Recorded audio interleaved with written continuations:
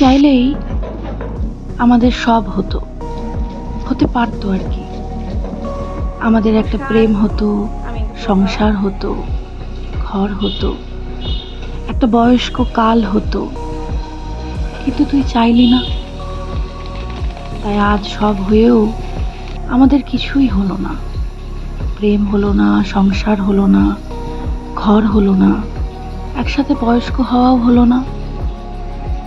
তুই চাইলি না বলেই আমাদের সব হয়েও আমাদের কিছুই হলো না। আমাদের সত্যি কিছুই হলো না।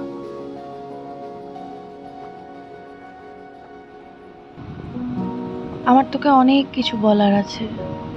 কখনো মনে হয় তোর সাথে যদি আবার কখনো দেখা হয়, আমার যত কালেকটিভ দুঃখ, যন্ত্রণা, ব্যথা, বেদনা, নালিশ, অভিমান সবটুকু আমি তোর কাছে উজাড় করে দেব।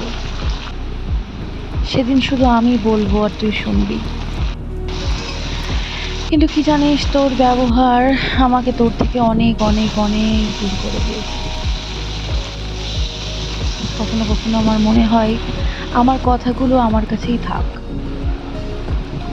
সামনের মানুষ যেখানে বুঝবেই না তার মর্যাদা, তার মর্ম, কি লাভ তার জীবনটাকে অযথা জটিল করে দিয়ে।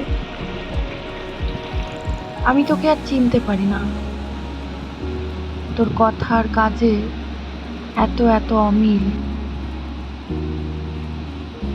কখনো তোকে দেখলে আমার অবাক লাগে, মনে হয় কই এমনটা তো তুই ছিলি না আগে। আমি তোকে বুঝতে পারি না।